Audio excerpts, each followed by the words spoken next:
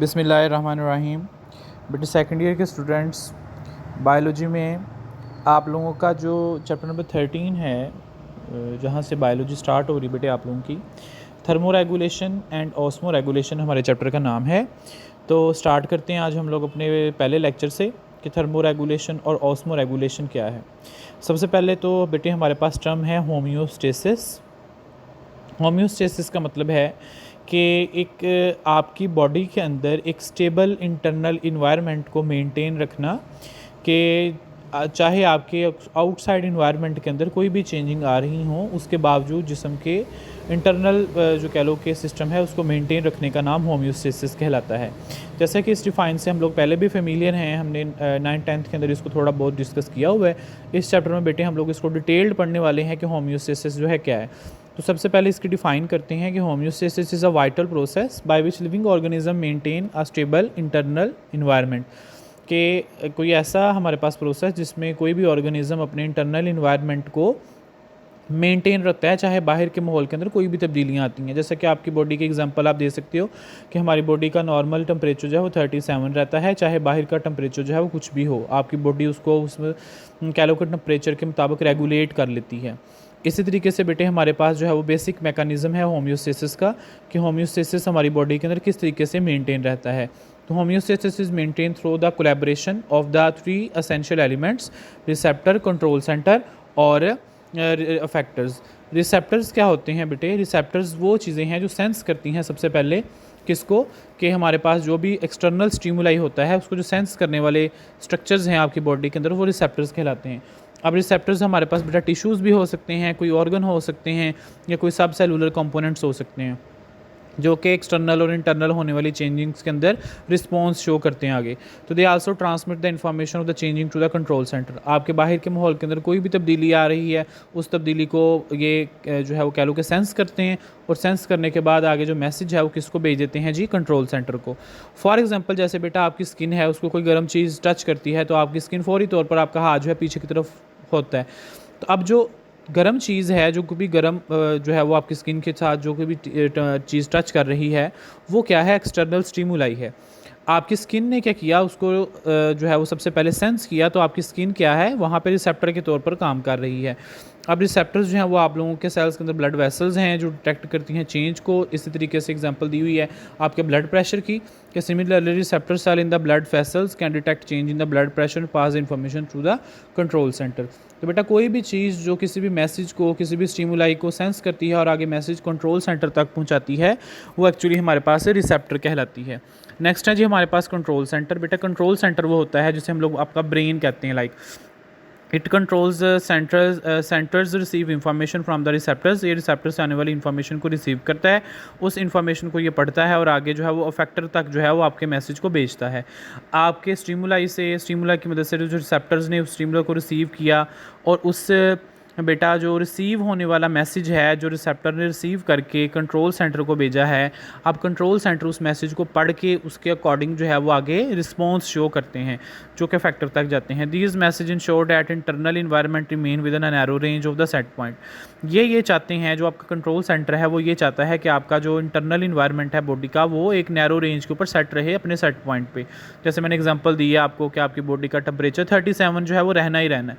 Like वो set point है आपका, तो आपके जो कंट्रोल सेंटर है उसने उसको मेंटेन रखना है। These set points are optimal for the body function. ये बॉडी फंक्शन के लिए ऑप्टिमल होते हैं। The brain, spinal cord and endocrine gland वगैरह जो हैं act as a control centre जो है ये कहलाते हैं, जो आपके जिस्म के अंदर जो है वो कह लो कि कंट्रोल कर रहे हैं सारे सिस्टम को। इसी तरीके से बेटे हमारे पास अफेक्टर्स होते हैं। अफेक्टर्स भी बेटे ऐसे पार्ट हैं बॉडी के कि जो उस मैसेज को रिसीव करते हैं, जो कह लो कि कंट्रोल सेंटर से जो मैसेज आ रहा है उसको रिसीव करते हैं और उसके अकॉर्डिंग जो है वो आगे रिस्पॉन्स शो करते हैं। जैसे मसल्स या gland act as a factor. कुछ मसल्स या ग्लैंड जो हैं वो एक्ट करते हैं एज अ फैक्टर के तौर पर। बट यहाँ पे बात सुने, जैसे आपकी बॉडी के अंदर जो है वो इंसुलिन जो है वो बढ़ती है। अब जैसे ही आपके ब्लड के अंदर शुगर का लेवल इंक्रीज़ करता है ना, तो ये एक स्टिमुलाई है कि शुगर का लेवल इंक्रीज़ कर गया। आपकी बॉडी के अंदर ये मैसेज जो है वो चला गया जी ब्रेन तक, कंट्रोल सेंटर तक। आपके कंट्रोल सेंटर से जो पैगाम आता है आपके ग्लैंड्स तक, ठीक है। ग्लैंड्स ने क्या किया, पेंक्रियाज ने वहाँ पे इंसुलिन प्रोड्यूस करना शुरू कर दी ताकि बॉडी के अंदर जो ग्लूकोज का लेवल है उसको लो किया जा सके।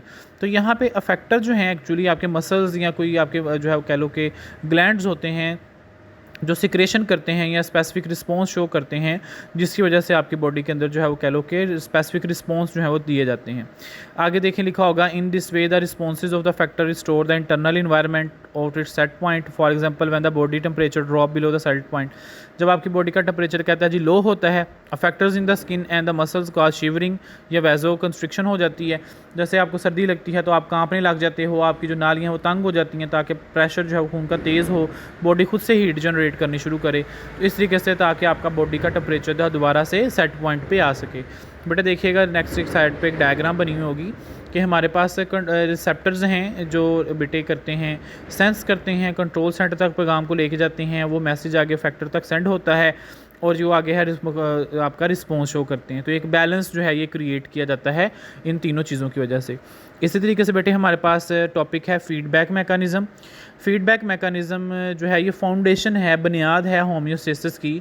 ये एक रेगुलेटरी प्रोसेस है जिसकी वजह से in which output of the product of the system is control, जिसकी वजह से जैसे कोई आउटपुट आपकी बॉडी के अंदर बन रही है, जैसे मैंने अभी बताया कि आपका टेम्परेचर जो है वो सेट पॉइंट पे मेंटेन रखना है, तो एक्चुअली वो आउटपुट है आपकी बॉडी की। तो उसका बिहेवियर इटसेल्फ जो कंट्रोल किया जाता है वो दो तरीके से कंट्रोल होता है। एक होता है जी नेगेटिव फीडबैक और एक होता है पॉजिटिव फीडबैक। बहुत ही आसान सा और सिंपल सा टॉपिक है ये भी। Negative feedback mechanism in which output of the product of the system reduce the activity of the system. अब बेटा नेगेटिव फीडबैक एक ऐसा सिस्टम है जिसमें जो आपकी बॉडी की आउटपुट है, जो प्रोडक्ट आपके जिस्म में बन रही है, उसको आप लोगों ने कम करना है, लाइक उसकी एक्टिविटी को सिस्टम में रिड्यूस करना है। जैसे एग्जांपल देखते हैं फिर समझ लग जाएगी। कॉमन एग्जांपल जो है वो नेगेटिव फीडबैक की regulation of the body temperature, जैसे ग्लूकोज लेवल और हार्मोन सिक्रेशन। फॉर एग्जांपल देखें, कहता है जी अगर बॉडी में आपका टेम्परेचर जो है वो सेट पॉइंट 37 है, तो थर्मो रिसेप्टर्स हैं वो हाइपोथैलेमस के ब्रेन के वो डिटेक्ट करते हैं चेंजिंग को। मतलब कि आपका जो कंट्रोल सेंटर है उस बेटे कंट्रोल सेंटर में कुछ थर्मो रिसेप्टर्स लगे हुए होते हैं हाइपोथैलेमस के अंदर। हाइपोथैलेमस ब्रेन का पार्ट है, फोर ब्रेन का हिस्सा है। अब ये हाइपोथैलेमस जो है उस चेंजिंग को डिटेक्ट करता है और उसके मुताबिक उसने रिस्पॉन्स करना है। अब आगे इसका मतलब ये है कि वो सिग्नल सेंड करेगा control centre, thermo regulator hypothalamus, control centre जो है वो सेंड करेगा मैसेज टू द फैक्टर। अब वही वाला मैसेज जो है वो आगे फैक्टर तक पहुंचाया जाएगा जो कंट्रोल सेंटर तक पहुंचा है जी जिस्म का टेम्परेचर सेट पॉइंट से जो है वो ज़्यादा जा रहा है। तो वो मैसेज बेटे कंट्रोल सेंटर तक गया, वो मैसेज कंट्रोल सेंटर में हाइपोथैलेमस ने डिटेक्ट किया। करने के बाद उसने क्या किया कि स्वेट ग्लैंड्स को जो है वो रेगुलेशन दे दी कि तुम अब स्वेटिंग करनी शुरू करो। The factor response by producing sweat, जिसकी वजह से पसीना आना शुरू हो जाता है और टेम्परेचर जो क्या हो जाता है लो। अब टेम्परेचर देखो इसमें कम हो रहा है ना, रिड्यूस हो रहा है, तो आउटपुट आपके जिस्म की क्या हो रही है, रिड्यूस हो रही है। The output of this process lowering the temperature of the set point.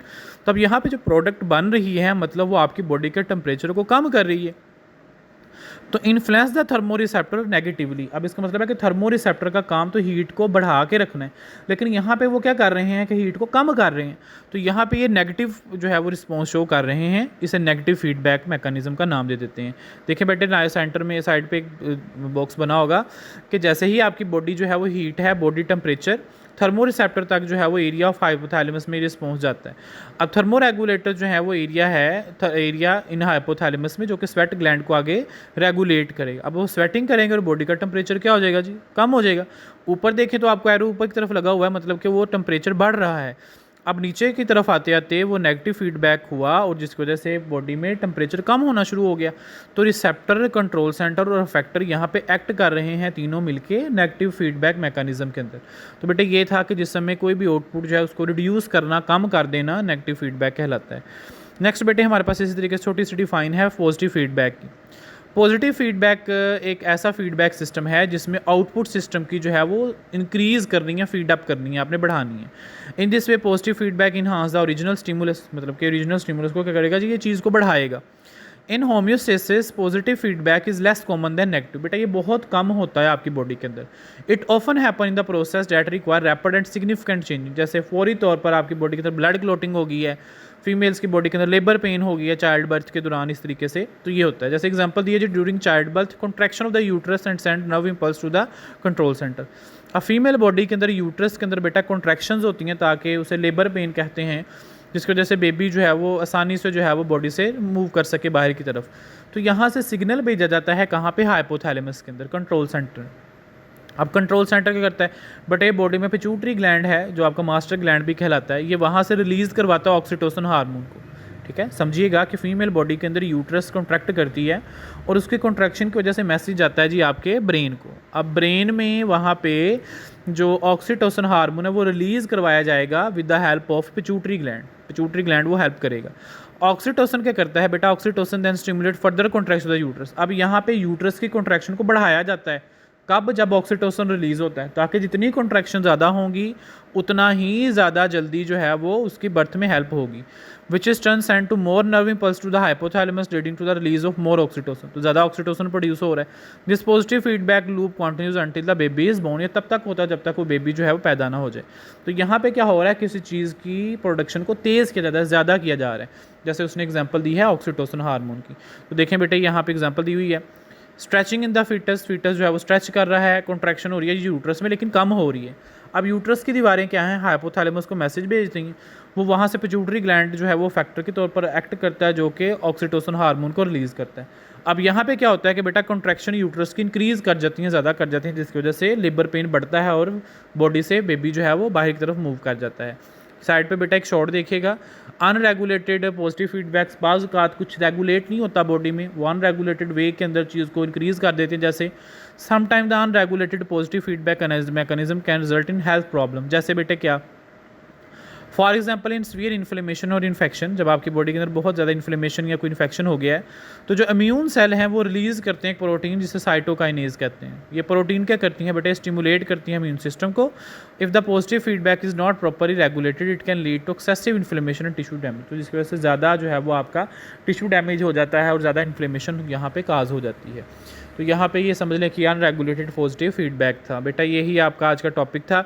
इस टॉपिक से रिलेटेड जो आपका MCQs होंगे बेटा मैं एक्सरसाइज से शेयर करता हूँ, वो आपने करने हैं। याद रखिएगा mechanism of basic mechanism homeostasis जो है बेटा लॉन्ग है। पॉजिटिव नेगेटिव फीडबैक डिफरेंस में भी लॉन्ग में आ सकता है। बहुत अहम पॉइंट्स हैं ये वाले। बेटा एक्सरसाइज पे चलते हैं इस चैप्टर की। एक्सरसाइज में देखिएगा, ये आपकी एक्सरसाइज मैंने आपके शो की है। इस एक्सरसाइज में जितने इस टॉपिक से रिलेटेड MCQs होंगे वो आप कह लो कि अपनी असाइनमेंट के तौर पर जो है उसको करोगे। मिलते हैं बेटे नेक्स्ट लेक्चर के अंदर।